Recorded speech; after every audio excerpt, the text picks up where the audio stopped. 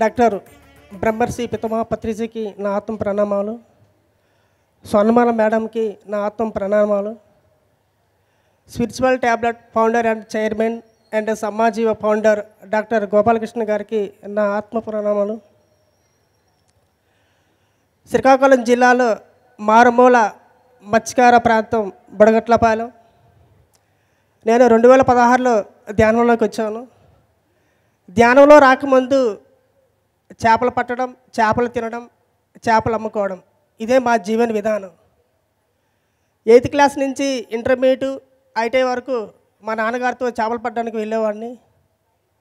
అలాగే మా దైవము, అమ్మోర్లు, ఆ జాతరలు, ఆ సంబరాలు, అలాగే దేవతలకి కోళ్ళు మేకలు బలివ్వడమే. తర్వాత ధ్యానంలోకి వచ్చిన తర్వాత ఏ రోజైతే నేను మెడిటేషన్ చేశానో ఆ రోజు నుంచి నేను శాఖాహారిగా అయ్యాను.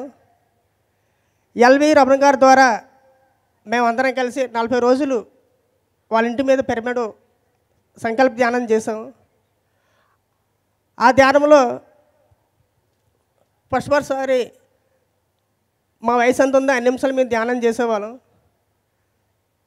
ప్రతిసారి మెడిటేషన్లోకి వచ్చి నన్ను హగ్ చేసుకొని ధ్యానం చేయమని చెప్పారు. అలానే మేము ఒక్కొక్కరు మానేస్తున్న తరుణంలో జీకే సారు బుడగట్లపాలెం వచ్చి సముద్రం మధ్య తీసుకెళ్ళి ధ్యానం గురించి, పిరమిడ్ గురించి, పౌన ధ్యానం గురించి చక్కగా మమ్మల్ని స్ఫూర్తిని నింపి తద్వారా మేము ధ్యాన ప్రసారాలు, సమాజీవ ప్రాజెక్ట్ కూడా ఏర్పాటు చేయడం జరిగింది. మీరు చేపలు పట్టడం, చేపలు తినడం మీకు తెలియకుండానే ఎన్నో చెడు కర్మలు మూడగొట్టుకుంటున్నారని చెప్పి మాకు సమాజీవ ప్రాజెక్టు ఏర్పాటు చేసి దాని నుంచి సరైన జీవన ఉపాధి కల్పించాలని బుద్ధుడు అష్టాంగ మార్గంలో మహావాక్యం అని తెలియజేసి 18 మంది సభ్యులతో అది ప్రాజెక్ట్ని ఏర్పాటు చేశాము. పత్రిసారి చేతుల మీదుగా అది బ్రోచరు కరెక్షన్ చేసి రిలీజ్ చేయడం జరిగింది. అలానే లాస్ట్ బుడగట్లపాలెం 41 మందికి ఇలాగ ఉచితంగా టైలరింగ్, బ్యూటిషియన్, కంప్యూటరు ఇలానే భోజనం పెట్టి శాకాహారం గురించి, ధ్యానం గురించి, పిరమిడ్ గురించి వివరిస్తూ ఇలా అద్భుతంగా ఈ కార్యక్రమం చేశాము.